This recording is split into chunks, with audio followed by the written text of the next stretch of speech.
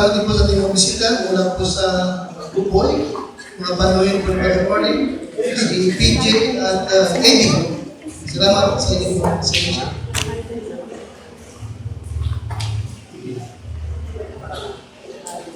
Alright, uli po ay pray po lagi. Ano po, isang Friday na po ang ating anniversary. At yung ating pong pastor na pangunahing mga ngalat ay pinalagahan ko po ay Friday ay mag-traffic kaya baka po siya pa rin. Pagkakala baka kumaya ay dumating at tapos na tayo. Sabi ko, maabot na rin mga oras. Walang Pasig, ang Santa Cruz, kapag ka-Biyernes. Alright. Yung mga sa iba ko, yung mga Acts chapter 2. Lahat mo na ba kawa? Ang pinagdarawa? Acts chapter 2.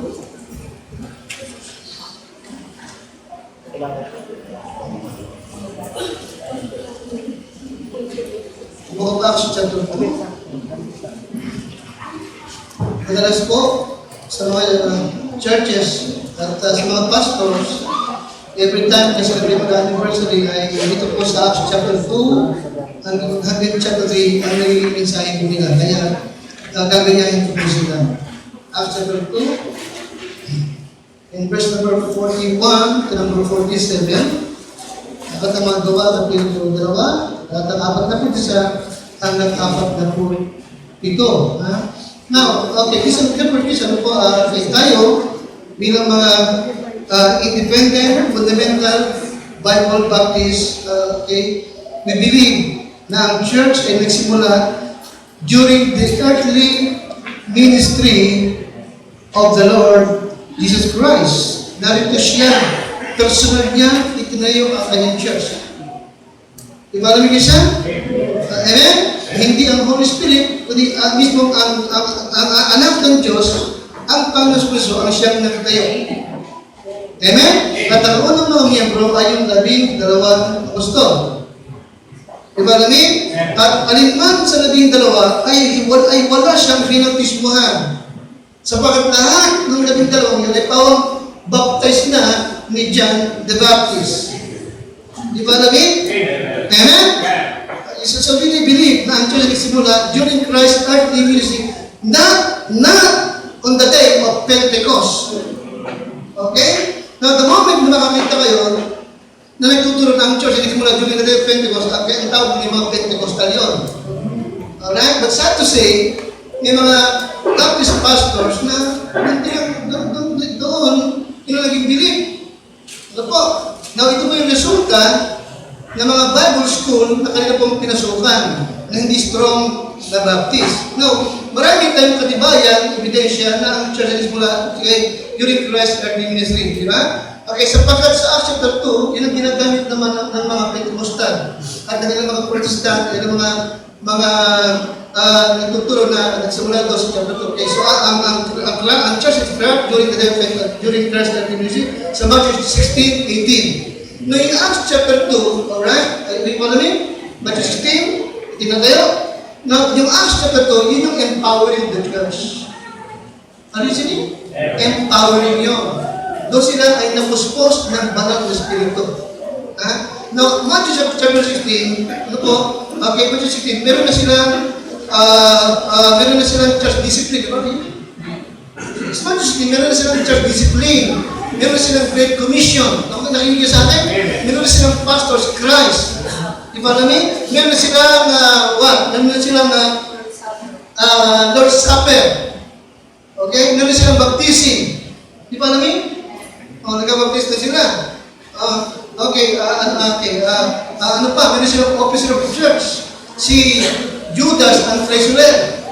Diba namin? No, ang chapter 2, wala nang nadagdag. Ano sila nagagdag? Bakit? Sapagkat Matthew 16, naitayo na eh. Yung Acts chapter 2 ay empowering of the church. Doon na of ang Holy Spirit. You see that? Amen? Now, again, hindi si John the Baptist ang founder. Si Christ ang founder. Ang founder siya, I will be my church. Now, anong trabaho ni John the Baptist? He prepared the way of the Lord. Ang trabaho ng John Baptist, He prepared the way of the Lord. Si Christ ang magtatayo. Si John the Baptist ang namimik ng mga materialis. Nakikinig niyo sa akin? Amen? Okay, at ang authority talagang na kay John the Baptist. Okay? Kaya si John the Baptist ang lolo natin. Siya ang unang-unang Baptist. Amen siya? Amen? 1985. Napakinggan ko yung salitang lolo. Mula noon, nagkaroon talaga ako ng conviction. Tama pa rin ako. No? At ang unang-unang napakinggan ko ng Baptist preaching ay walang iba kundi si Abraham Victorino. Tatay ni Pastor Jimmy Victorino. Okay, siya yung unang-unang napakinggan ng Baptist preaching. Mula noon talagang, okay, batang-batang ka dyan ako. Mula noon talagang nahamon ako. Okay, at I'm very thankful sa Lord. Akala ko pare-pareho lang. Akala ko basta Christian church lang. Okay? And then after that, napakinggan ko yung preaching about Baptist distinctive, the mark of the New Testament church, at pinatunayan niya na si Pablo, even ang puso ko, ang kanyang dalang doctrine ay Baptist doctrine. Okay? Pinatunayan, pinakita yung kanyang teaching, yung kanyang belief about the head of the church, about the pastor, okay, about the church discipline, about the Lord's Supper, about the office of the church. Kung hindi ko ito nakita sa mga Pentecostal. Di ba namin siya? Amen? Kaya mo, talagang ako'y naging interesado rito. Talagang ito sa naman. Kung meron mo talagang pinakamalapit sa New Testament Church, sa simulan Lord, kaya wala iba kundi Bible Baptist ngayon. Amen ka siya? Amen? And then tayo naman, talagang straight naman talaga tayo. Hindi Baptist ang nagdiligtas. Di ba namin? Hindi rin yung bautismo ang nagsiligtas. Ang bautismo ay para sa ligtas na. You see? Kung hindi ka pa saved, hindi ka pa tinanong patunan na hindi ka dapat mabautismuhan. Alright? Nakatatakot na mabautismo, ano hindi naman saved. Baka pangawa pa rin, nabautismuhan ako ni Pastor Torres, ako siya ko sa head of the Are you with me? Pero kung saved ka na talaga, tiyak mo na yung pagtunan ka lang ito. Okay? Walang dahilan para hindi ka mabautismuhan. Sabagat mismo yung Kristong tinanggap mo, nagpabautismo, ikaw hindi ka magkabautismo, bakit mas magaling ka kay Kristo? Are you with me? Amen? Kung talagang save ka at iniibig mo pa noon, sundin mo siya. Amen ka siya? Amen?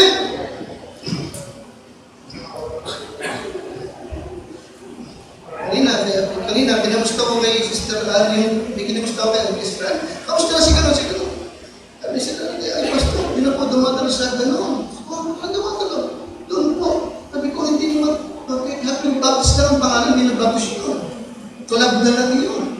Ay doon daw pa siya, hindi sila masyadong, hindi sila masyadong na-obliga ng pagdalo.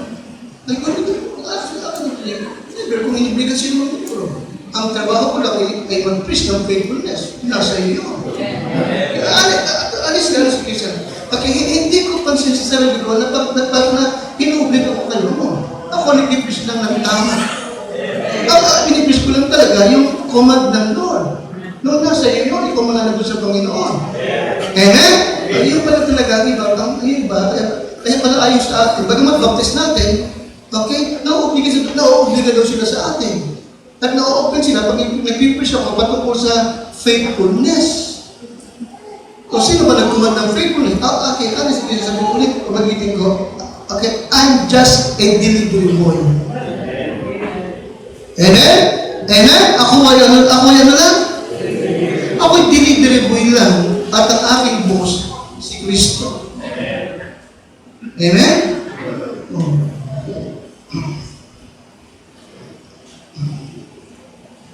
Hindi ko ibig ka naman ha, open. Hindi. Hindi lang pag talagang itinis mo yung salita ng Diyos, pag hindi ka tama, ma-open ka pa talaga.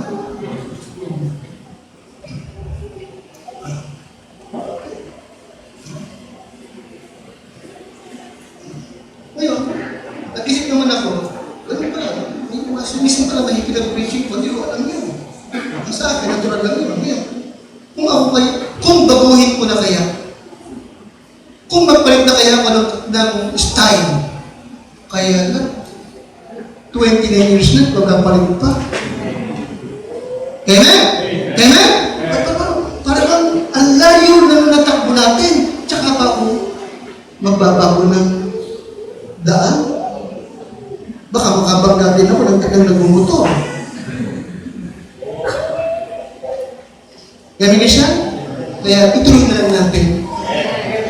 Amen? Tuloy na lang natin. Alright, Acts chapter 2, verse 41 to 40. Ang haba naman ito ni Pastor. Nagdagdagan mo na naman. Ganun talaga pag magaling mo sa rin. Acts chapter 2, verse 41. Okay, nandiyan po kayo? Hanggang 47, ready? Then they that gladly receive His word were baptized. And the same day, there were added unto them about 3,000 souls. And they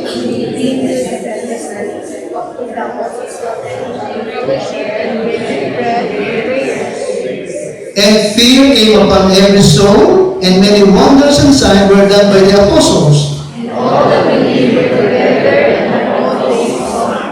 And sold their possessions and goods, and parted them to all men as every man had need.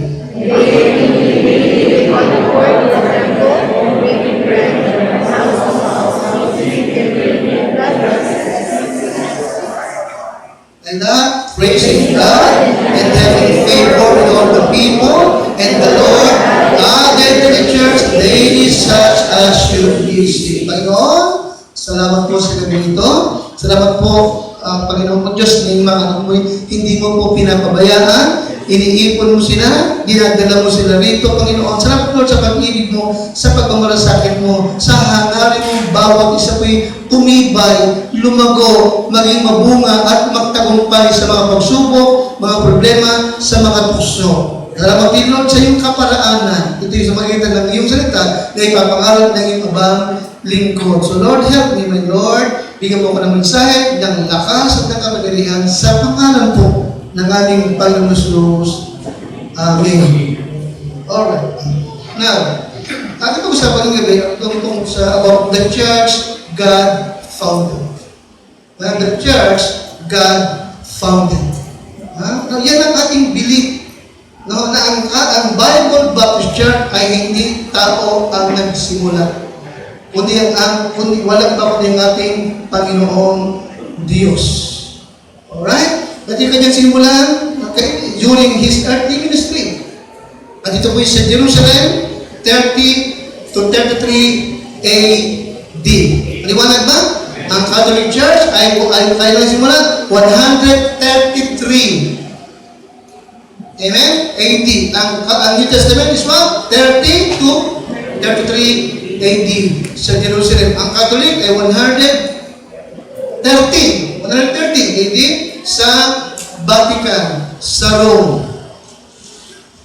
Amen? And then, lahat ng mga Protestant church ay galing lamang sa Kanya.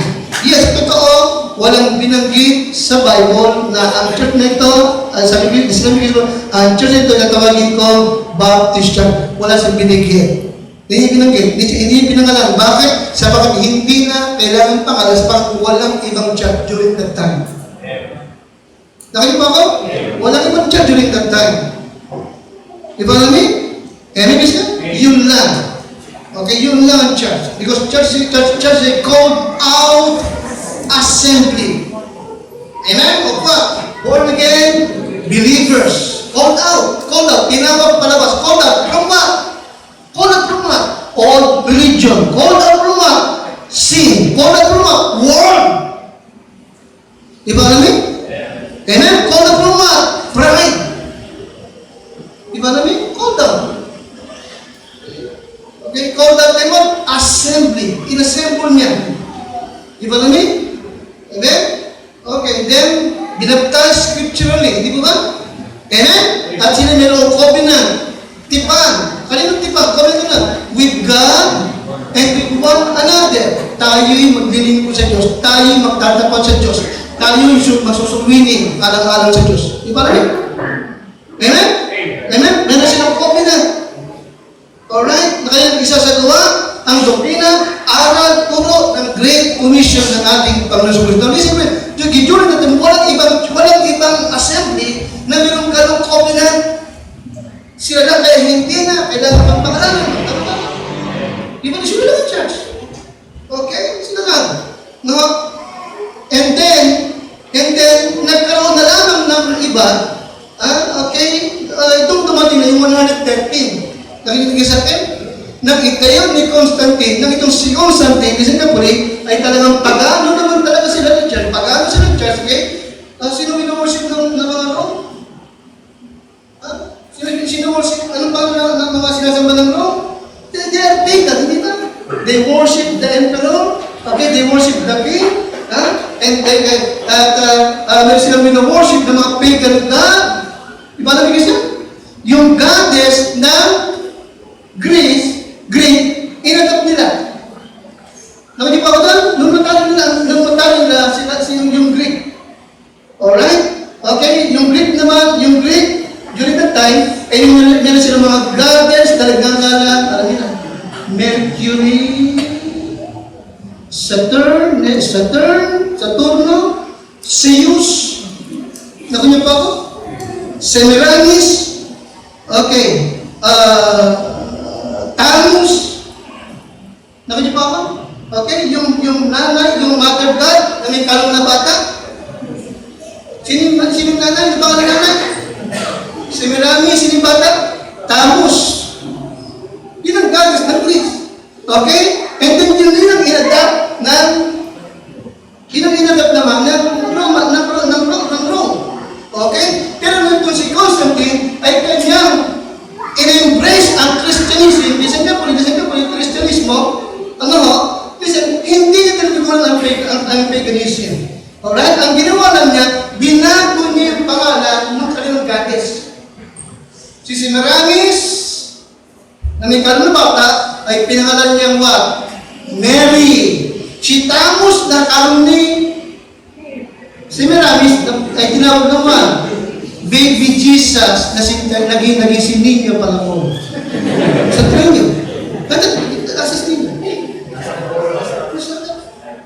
Okay, nakita niyo ba ako? Amen? Oh, okay. Si Mercury, pinangalan ng what? Peter. Nakita niyo ba ako? Kaya ang Catholicism is what? Combination ng what? Christianism and paganism. Nakita niyo ba ako? Kaya tinawag siya what? The Mother of Harlot. Harlot. Nakita niyo ba ako? Yung Christianismo, inagap niya yung paganism. Kasi tinawag siya Mother of Harlot. Okay? Again, pinabang dito sapagkat during that time, walang ibang church. Kasi ito na lang mga Catholic. Alright? Bumilang panahon, no? May mga pari sila na hindi na sa pagkapasalan ba, walang nakita lang mali yung ginagawa nila. Umalis sila at doon simula ang mga Protestant church. Then, batagin isa, wala pang Catholic, pero ng New Testament church. Okay? Alright. Sabi ko nila, hindi kailangan pangalanas bakit walang ibang church. Nakikinig ka sa akin? Amen, Christian? Now, maging yung mga priest ng Catholic dahil nagpapatotoo na nung pa man, ay may mga maliliit na grupo na talaga ng mga churches pero hindi nila mapangalan. Alright? During that time, hindi pa sila tinatawag ng Baptist Church at ito mga church na ito na ayaw makipag-alyansa, ayaw makipag-fellowship sa Catholic, Protestant, tinawag naman sila sa mga pangalan ng kanilang mga pastor. For example, what? Waldenses. Bakit? Sapagkat ang pastor na ay si Pastor Waldo. Tinawag sila? Waldenses. Ang iba naman ay tinawag sila Albigenses. Bakit? Sapagkat nasunod ko sila ng Albania. Okay? They go out, they swimming. Tinawag sila Albigenses. Iba na tinawag na Montanis. Bakit? Sapagkat ang kanilang pastor is si Montano. Dapat di ba ba? Amen? Ang iba naman, okay, yung mga Katoliko na nawiwin nila sa Lord, natutulog na ng kaligtasan, binabaptize nila, nagaling sa kanilang mga pares, mga sabi, kayo mga sambahin kayo, mga Kristiyano kayo. Yung mga tao na baptize na namin, ng mga baby pa lang, bakit binabaptize mo? Bakit binabaptize mo ulit? Nakunin po ako, bakit binabaptize mo ulit? So, tinawag sila Anabaptist. Ana means what? Re-baptizer. Baptize na yung bata, binaptize mo ulit. Nire-baptize, kaya tinawag silang what? Anabaptist. Bumilang maraming taon. Ito mga Albingenses, Montanist, Agnostis, ano ba sabi ko nila? Ha? Meron pang Nestorian. Imagine that, Nestorian. Kung naging pastor ka, pastor Nestor ka. Kasi Anabaptist, dumating ang time. Tinawag din sila, nawala na yung Ana, naging galing na lang. Amen? The word Ana means what? Red. Okay, then, tinawag din silang Baptist. Okay, walang ibang pangalan. Okay? Kaya nga, sila yung makikilala mo lang sa magitan ng kanilang, sa magitan ng mga palatandaan, meron sila. Okay, yes, meron mark ang New Testament Church. Meron mark o palatandaan ang church na tinayo ng ating Panginoong Kristo. Okay, kaya yun ang ipasag, the church God founded. Alright? At ang gagawin natin ay itong book of Acts at ang ilang mga Pauline Ephesians para makita po natin na kung ano sila, ganoon din tayo magpahanggan sa ngayon. Di ba namin Christian? Yes, the church God founded. Number one, it has the right message. Okay? And church, number one, it has the right message. Number one, about the Savior. Verse number 22. Verse number 22 to 22. Ye men of Israel, hear these words. Jesus of Nazareth, a man approved of God among you by miracles and wonders and signs which God did by him in the midst of you, as ye yourselves also know. Him being delivered by the determined counsel and for knowledge of God ye have taken, and by wicked hand have what? Have crucified and slain. Number one, yes, it has the right message. Number one, about the Savior. About the Savior. Okay? Now, itong church na ito, okay, they appeal that Jesus Christ is God in the flesh. Alright? Okay? Okay? Kanya talagang ipinangalan at kanina talagang pinatutuhan na si Jesus ay Diyos na nagkatawang tao. They confirm His crucifixion and resurrection. Alright? Notice verse number 32. Ready? Ready? Ready? Okay, read. This Jesus have God raised up, whereof we are all witnesses. Alright, this is the right message about the Savior. In Acts chapter 16, verse number 30 to number 34. Acts 16, 30 to 34.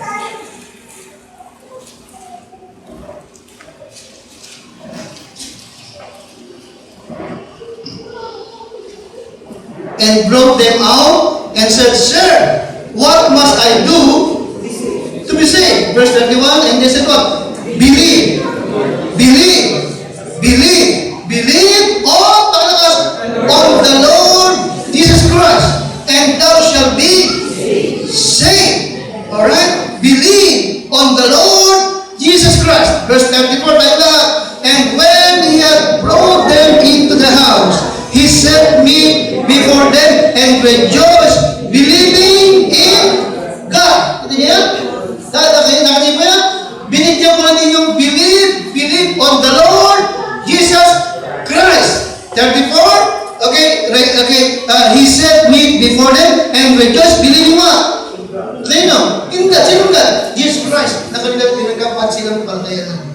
Next Christian, okay, it is the right message. Una po na patungkol sa ating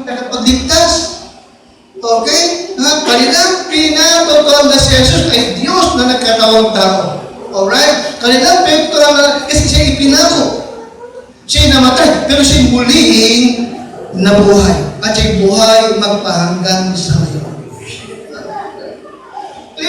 Itong church na ito, na itong Diyos na tayo, no? Okay? They preaches that exalt, a message that exalt Christ.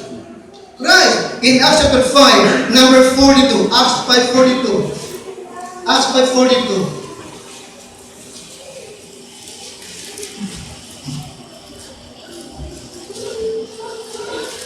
Okay, tayo po lahat. Ready? Basa. And daily, in the temple, and in every house, they cease not to teach what?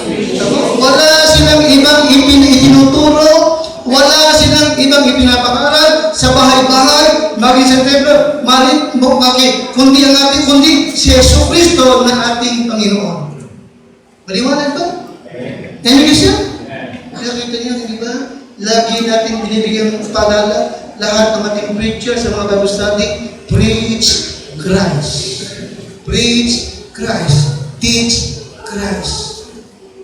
Alright? Sapagat ito yung church na itinayo ng Diyos. Ha? Okay?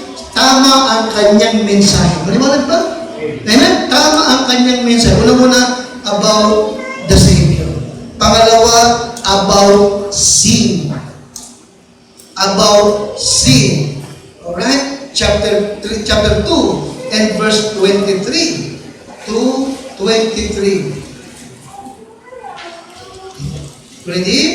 Him being delivered by the determinate counsel and foreknowledge of God, ye have taken and by wicked hands have crucified and slain. Kita niyo po, kanilang ipinamumukha sa mga tao to. Kayo ang mas pinili ninyo yung tulisan at hinayaan nyo na siya'y ipako at siya'y paslangin ng inyong mga wicked hands. Nakita niyo? You see that it is directness about sin. No? And verse number 40. Number 40. Tayo po lahat. Lahat ng apat na po. Ready? Okay, ready? Basa. And with many other words did he testify and exhort, saying, save yourself from this untoward generation. Hindi po yan? Okay, sa Tagalog, magsiligtas kayo sa likong lahing ito. Okay? You see? Kaya tama ang mensahe nila. They preach the Savior, they preach about sin. Kailangan malaman ng mga tao na sila'y makasalanan, sila'y marumi sa harap ng Diyos, at ang Diyos walang nakikitang ganda sa kanila. Maliwanag ba? Amen? Tama na, ang Diyos ay pag-ibig. Pero hindi laging pag-ibig. Siya, ang Diyos ay Diyos din ang walang hanggang kahatulan.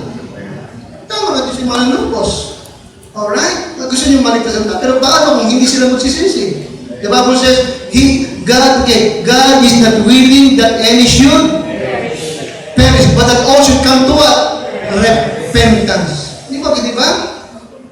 Ayaw niyang mapahama kung sino man, ibig niya magsisi ang tao. Pero paano kung hindi magsisisi ang tao? Mapapahama ang tao. Okay? Kaya mahalagang malaman daw na ang tungkol sa kasalanan. Alright? Chapter 3, verse number 19. Chapter 3, verse number 19.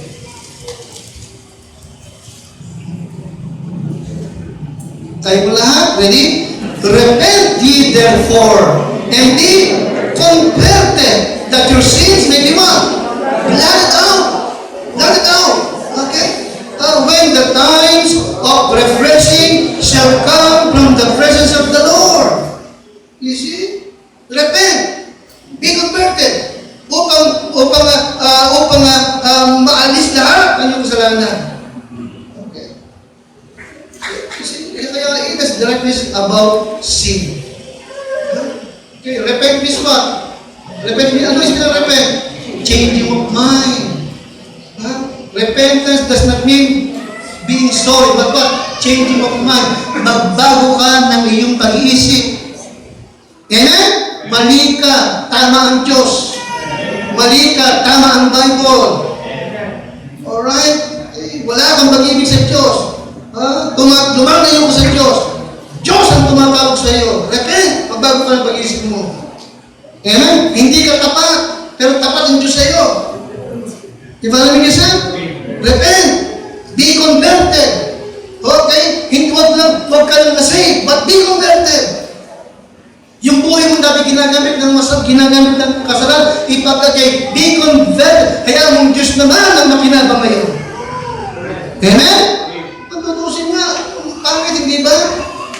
Panghuli na lamang ang Diyos. Kaya, biyaya na lamang ito. Binigyan ka pa ng pagkakataon. Huwag mo nang sayangin pa. Amen? Be converted. Hindi mo nga alam kung hanggang kailan ka mabubuhay. Be converted. Okay. In Romans 6, verse number 12. Romans 6, verse number 12.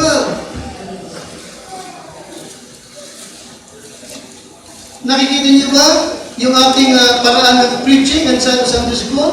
Pareho ng paraan ng mga apostol? Amen, Christian? Amen? Now, Romans 6, number 12.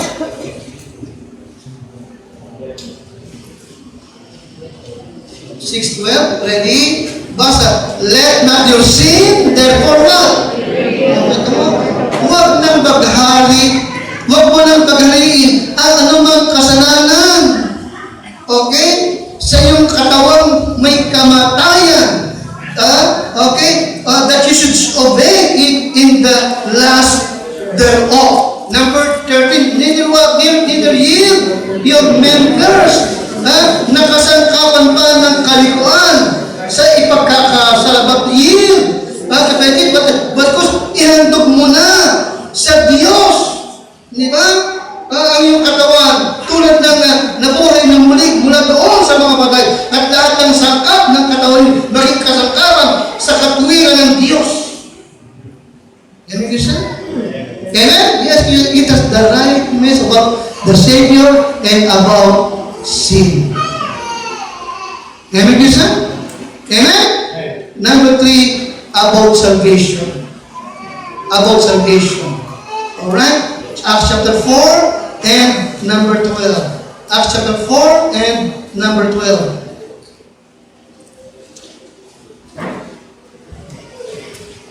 Acts 4:12.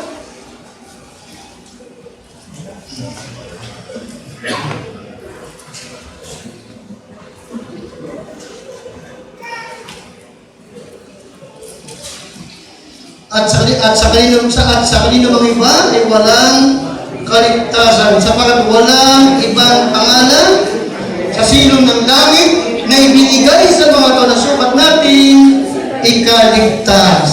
Alright?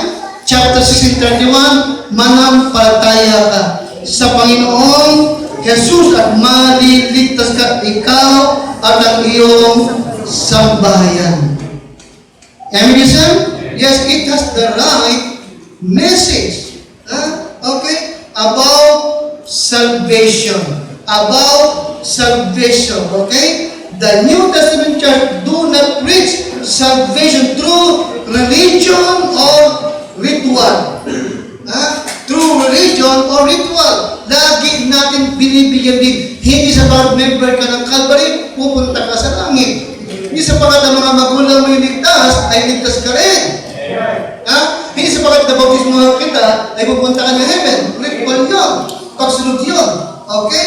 Ang kaligtasan is what? Personal mong pagtanggap, personal mong pananampalataya sa ating Panginoon Yesu Kristo. Kaya tinatawag na personal what? Relationship. And personal mo siyang tinanggap. Hindi ka sumunod lamang sa prayer ko. Alright? Amen, Christian? Amen? Kaya nga, it has the right message. Okay, listen carefully. Okay, madalas sa sambiling natin, nakakatagpo tayo ng Baptist din, ng Christian din daw siya, ng tumanggap din daw siya, nakaka-encounter tayo ng, yung turo mo, pareho din ang turo sa amin. Pero kita mo, hindi natin iniiwan ng basta. Nakikinig ba kayo? Bago tayo magpalang, tinatanong ka talaga muna, okay, salamat kung gano'n, pero matanong kita muna, Amanda, are you sure 100% na sa langit ka pupunta kapag ka ikaw ay namatay? Nakikinig ba sa akin? Nakikinig ba kayo? Sapagat marami din kagaya natin, baptist din, alam din ang turo, pero hindi sapagat alam mo ang turo, ay ligtas ka. Kaya may kasi, kapag talagang sabi na, iniiwan ako. Okay? As it has the right message. Hindi lahat nagsabing they are Christian, ay talagang Christian. Okay? Marami ngayon, Christian daw, minsan pastor pa nga din. Okay? Ang kanyang paniniwala, anumang religion yan, sa Diyos yan. Doon din ang punta nun, sa langit din. Kasi kung ginang ito kay universalist. Ako niyo pa ako? Anong tawag doon? Universalism.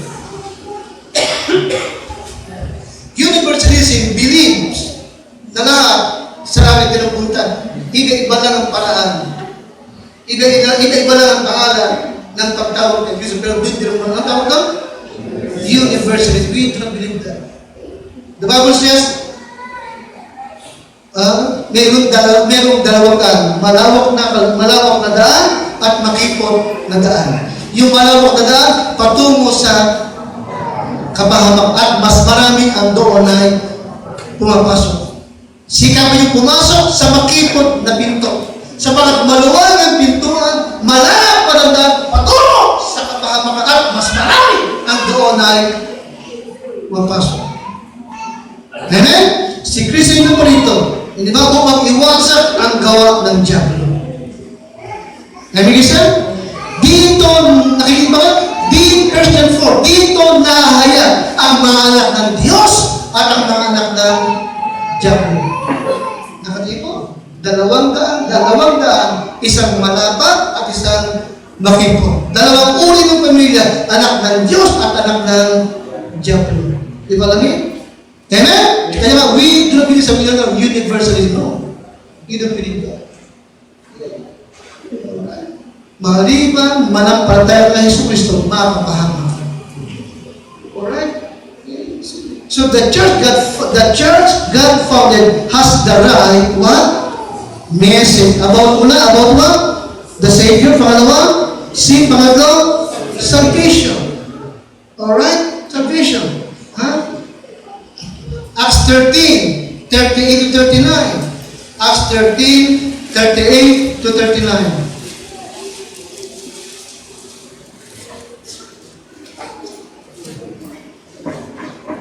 Acts 13, 38. Ready?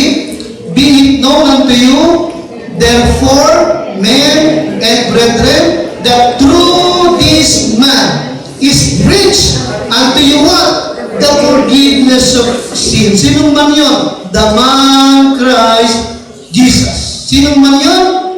The man Christ Jesus. Amen? Amen? Yung Diyos na nagkatawang tao. Verse 39, tayo ko lang, and by Him, all that believe are what?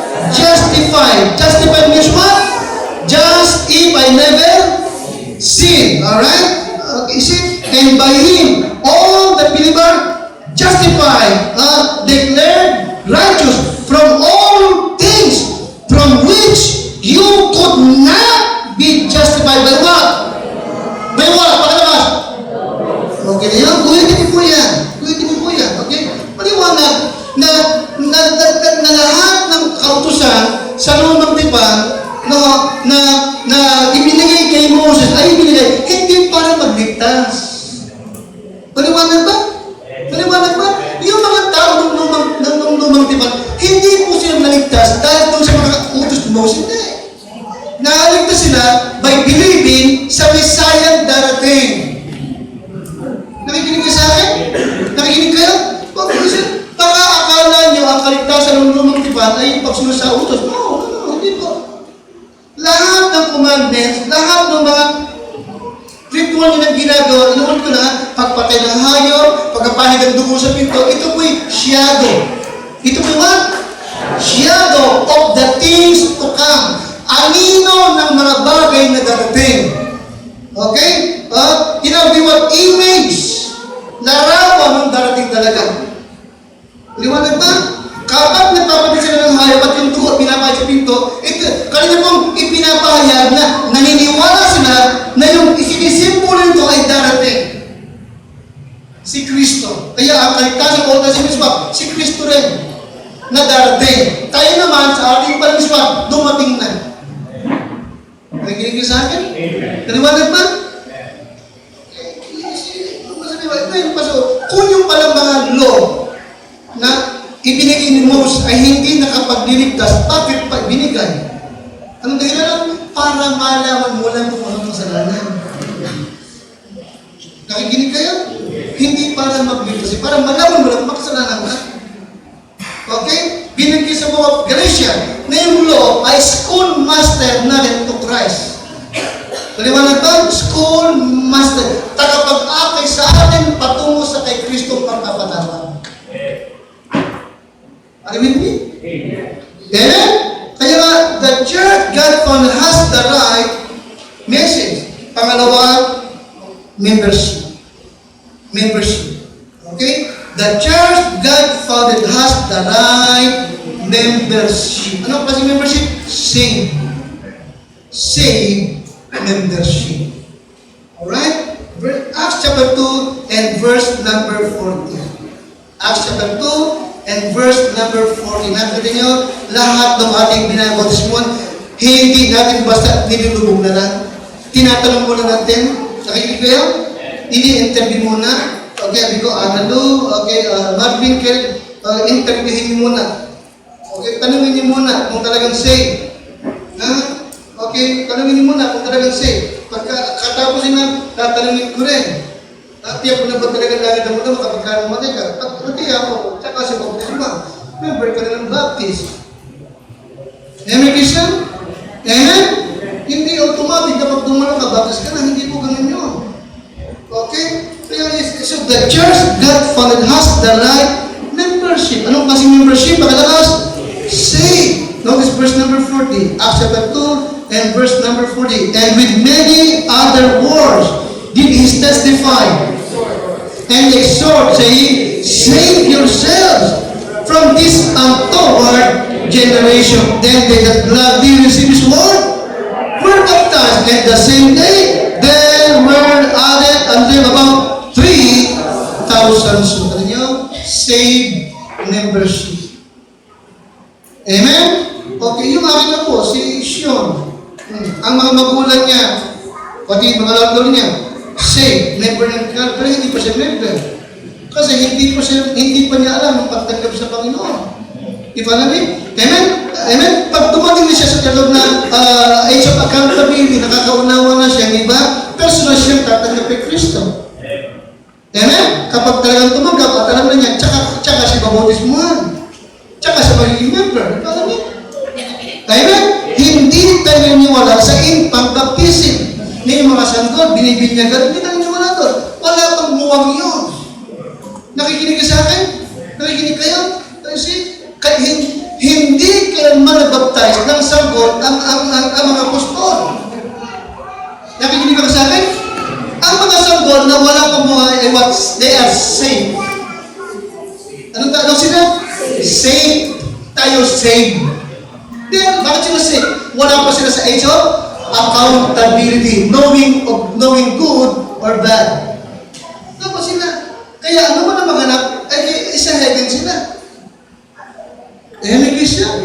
Amen? Oh, yun. Dati yung panahon na nakakaunawa na sila. Diba? Amen, Christian? Marunong na sila makinig. Diba? At personal silang mananampalataya sa ating Panginoon. Okay? Doon naman kapag kasi hindi kasi, naborin tsaka na sila maging member ng Calvary. Ganun po tayo. Walang infant but we do not believe sa binyag ng bata. Ito yung hindi turo ng Bible. Ito yung hindi turo ng tao. Doktrina ng tao. Lamig siya? Amen? Okay. Nagbabas ko sila, nabasa niyo yung books of Martin? Yung maraming mga baptist na ikinadena sila lang sama-sama at ihulog sila doon sa Yellow Thames River. Nilulog sila doon. Nabasa niyo ba yun? Bakit sila nilulog? Bakit kinadena? Nilulog sila? Sapagkat ayaw nilang pabinyagan ang mga anak nila. Sapagkat yung pastor nila nagtuturo at na ang infant baptism ay hindi biblikal. Yun ang kailang naging kaparusahan. Dinulot silang lahat. Can you imagine? Maraming baptisan namatay sapagkat kanilang ipinakipaglaban talaga na hindi tama ang binyag ng bata. Are you with me?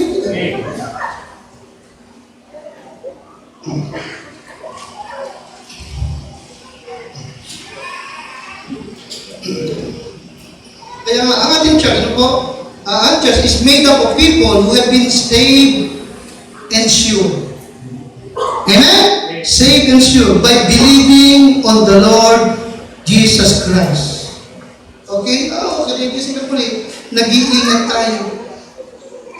Nag-iingat tayo. Hanggang pare, sinasala natin ang ating membership. Nakikinig ba kayo? Kapag may mga member tayo na matigas ang ulo, alam natin talaga na sumasalungat sa kalooban ng Diyos, nag-iisip tayo, nagtataka tayo. Siguro wala namang masama na madalas tinatanong natin, kapatid, ba't ganyan ang buhay mo? Ligtas ka ba talaga? Ba't ganyan ka? Nakikinig ba sa akin? Nakikinig ba kayo? Mali ba tayo sa gano'n? Ha? Okay, hindi mali. Bakit sabi ko, may takot ako sa aking puso. Hindi ko gusto mo ngayon na kapag nag-rapture, hindi may iyon ng membro. Nakikinig kayo? Kaya talagang normal lang tayo. Di ba? Nagtatanong tayo. Alright, kung sa'yo ka ba't ka ganyan? Alright? Baka mamaya, nag-progress ka lang, nagtanggap-tanggap ka, pero wala ka talagang pananampalataya. Are you listening? So the church God founded has the right membership. Okay? Alam niyo kasi, ang tendency ng marami mga modern church ngayon ay magpadami ng tao. Nakinig ba ka? Ay magpadami ng tao. At ang problema naman is yung pala mga tails na. Nakinig kayo? Ng mga tails na. Remember yung parable about tares among the wheat? Dahil mo yun? Damong panira sa gitna ng mga trigo. Yung tares ay what? Larawan ng mga unsaved church member. Yung wheat o trigo ay larawan ng what? Mga ligtas naman.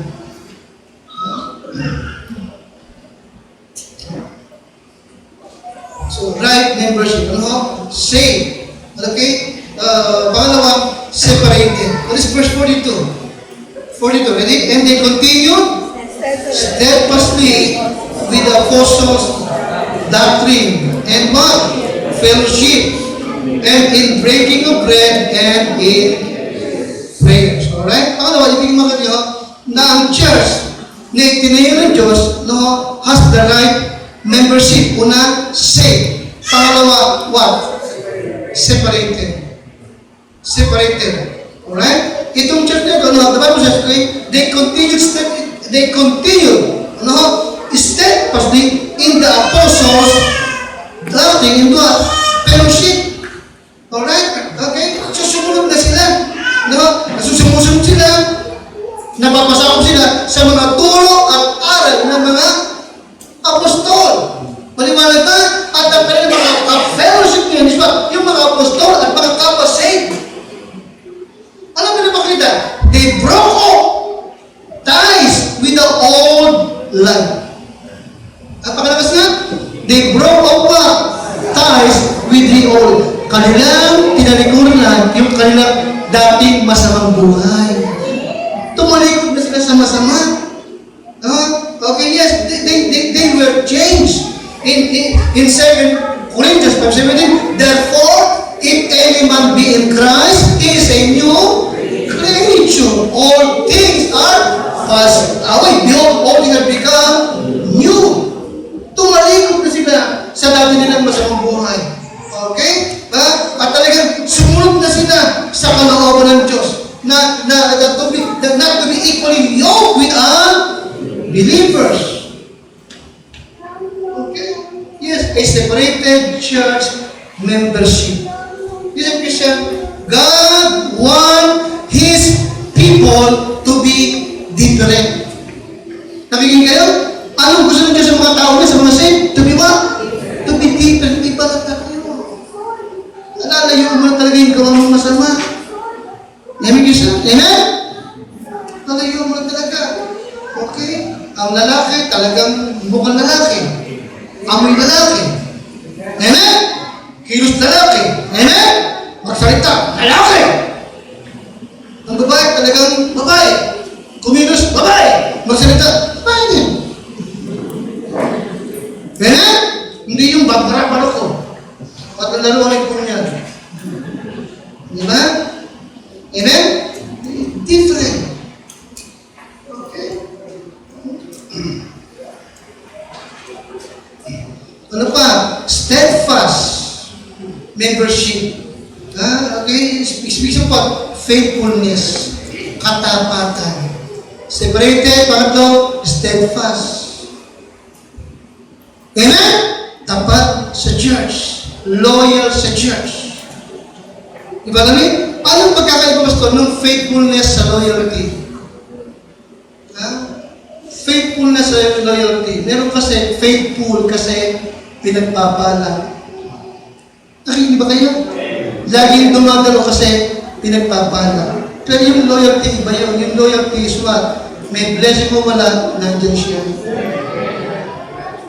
Amen? Amen? Hindi mo siya nakakatanggap, pero hindi siya nagkasalita ng masama sa pastor sa kanyang church. Nasasaktan siya, na-open siya, pero hindi siya nagkasalita ng masama. You see? Loyalty. Amen, Christian? Amen? Remember yung ginagawa ko lagi sa inyo? Yung sabi ng isang magandang tao, I do not,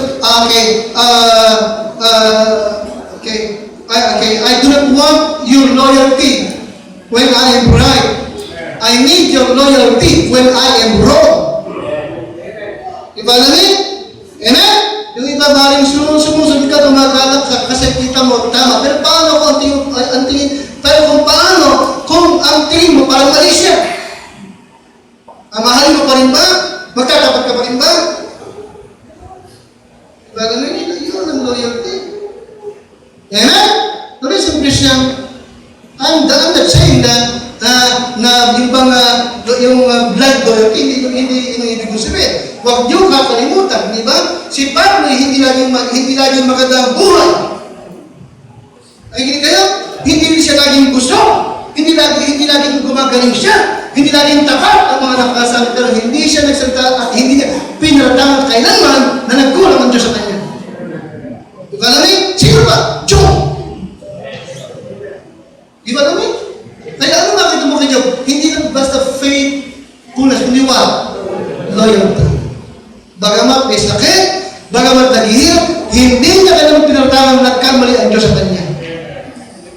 Amen? Loyalty. Yan ang kailangan ngayon sa church na namin. Loyalty.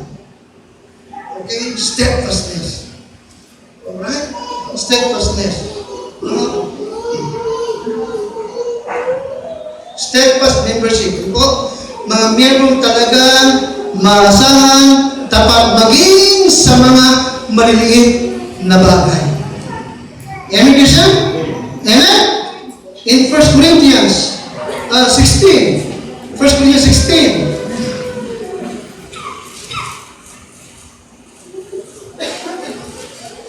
Makikita niyo po yung dedication and faithfulness na itinuturo ni Pablo sa mga dito po sa Corinthian church. Okay, Acts 16 and verse number 13. Andiyan na kayo? Acts 16 verse 13. Ready? Andiyan kayo? Sige, 13. Okay, tayo na. What? Steadfast. Then what? Steadfast in faith. Then what?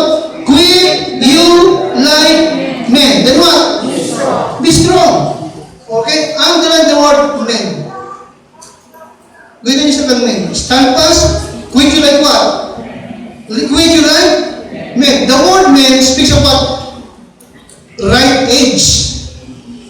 Men speaks about right age. Ano pa? Okay? It speaks about not a child.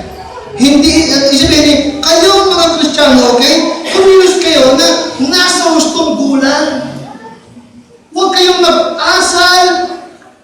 bata. Quit you like men. Okay? Hindi sila sabihin, grow up, be mature. Yung parang hindi ka maging steadfast, hindi ka maging matapos, hindi ka nagmamature, hindi ka nag-grow. Kaya quit you like men. Huwag kang mag-asal bata. Grow up, be mature. Amen, Christian? Amen?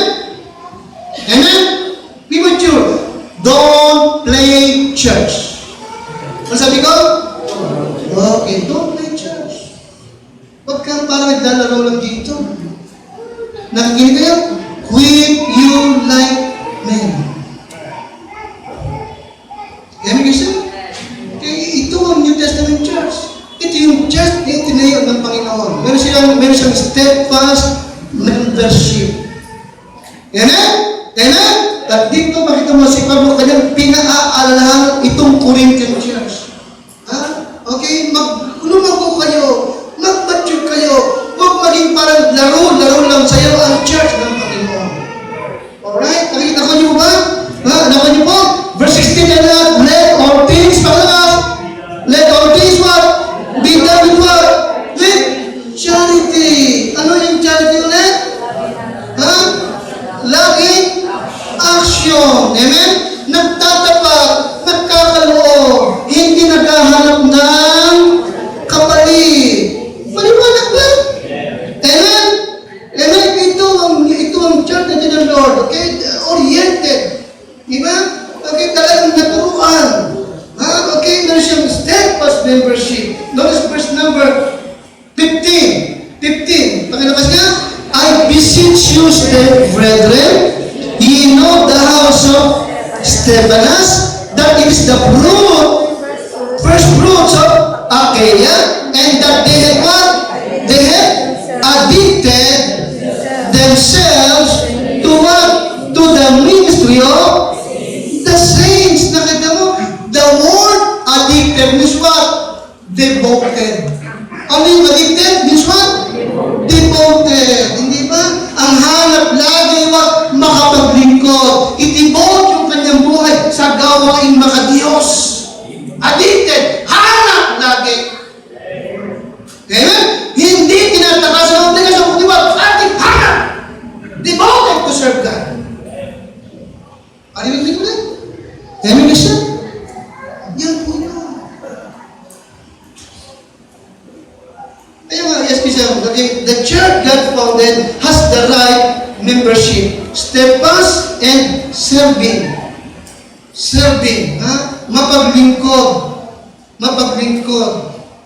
ang mga miyembro. Nakita yung 40-45? Kung paano sila magkaloob. Nakita niyo ba yan?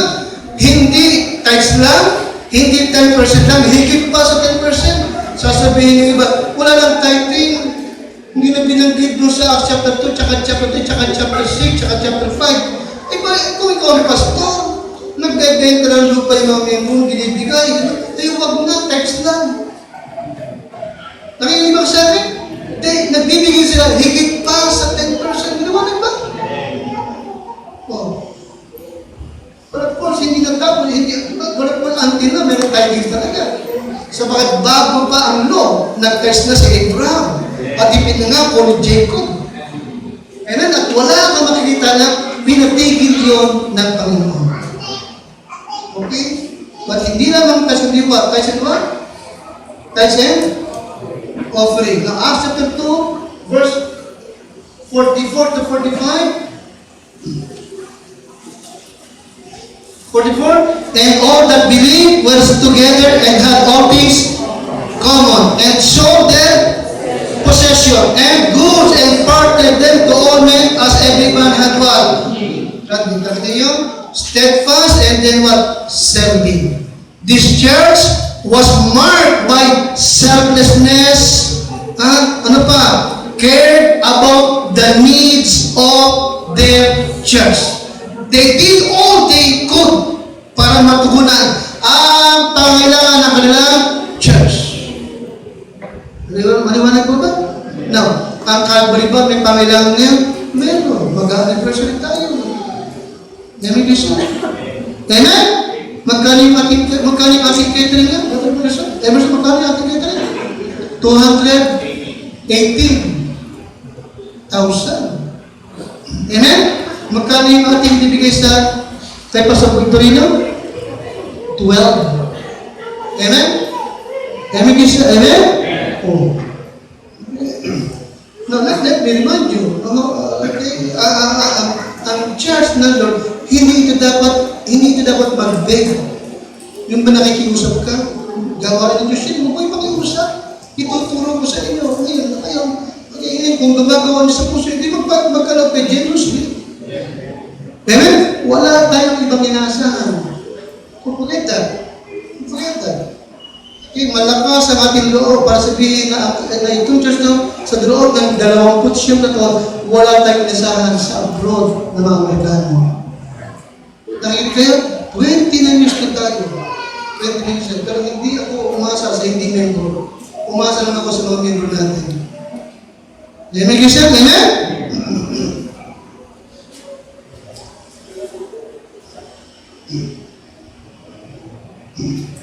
Of course, yung mga nasa abroad, sabi ko, pinaalam ko lang sa kanila, alam nyo na. Ikaw magpadala mo siya, tama lang, church mo ito eh. Amen? As every members, okay? And then, that's the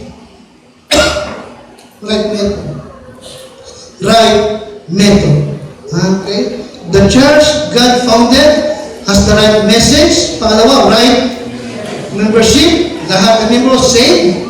Ano pa? Separated. Amen? Tumatalikod sa kasalanan. Tumatalikod sa maling turo o aral. Humihiwalay sa gawang masama. Ano pa? Steadfast.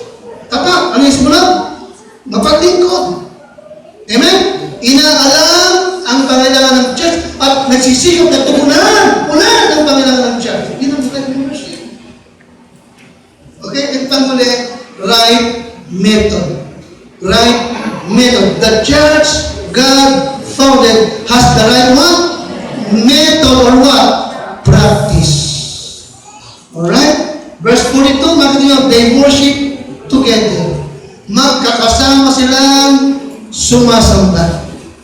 Alright? Magkakasama silang sumasamba. Verse 46, like that. And they what? They continuing daily with one accord in the temple. Ano pa? Breaking bread. Ano pa? From house to house. They did eat their meat with gladness and sing hymns about praising God and then in favor with all the people. Nakatiyo? They worship what? They worship what? Ito mo. Lahat maasahan mo. Walang lumiliban. Pag-araw ng pagsama, naroon silang lahat. Nagpupuri sa Diyos. Sumasamba sa Panginoon. Paliwanag ba? They met together for prayer. Okay? For listening, okay, Bible preaching. Ang kanilang goal is what? To grow sa faith and to praise God na siyang tumubos at nagligtas sa kanila. Amen? They worship together. Huwag ito mawala sa atin. Amen, Krishna? Huwag ito mawala sa atin. Okay? Kahit maraming tayo, alam ko pagka wala, maghahanap ako. Diba? Sabi ko, wala ka Sunday. They worship together and they work together. Verse 44. They work together, They work, they serve together. Magkakasama silang sumasamba at magkakasama din sila naglilingkod sa Panginoon. Okay?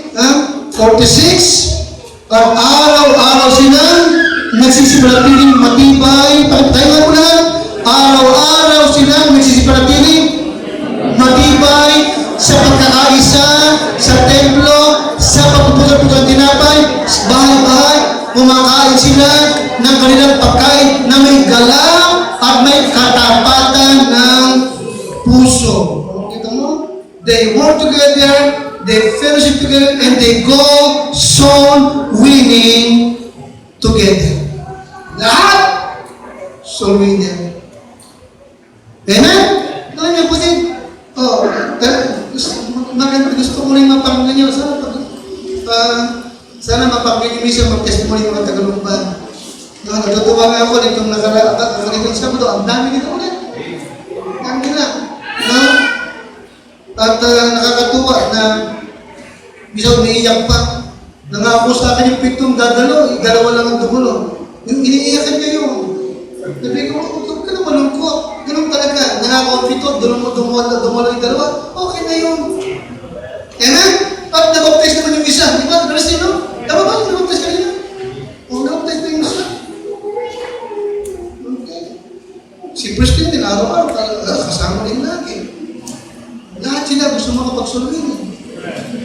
Amen? Amen? Yun ang church na itinayo ng Panginoon. They go soul winning together. Amen? Alam nila na ang soul winning, hindi trabaho ng iilan lang. Hindi trabaho ng church. Lahat tayo ay inaasahan ng Panginoon. Amen? They go soul winning together. Okay? And they worship the Lord who have personally redeemed them from their sins. Christian, I challenge you tonight to pray para sa ating church. Amen? And let us work together as a family. Maliwanag ba? Tayo po'y pamilya. Ito yung ating tahanan. Maliwanag ba? Maliwanag ba? At ang ating pamilya ay magse-celebrate ng kanyang 29 na kaarawan sa Biyernes na. Maliwanag ba? Kaya ang tagumpay nito ay tagumpay natin lahat. Amen?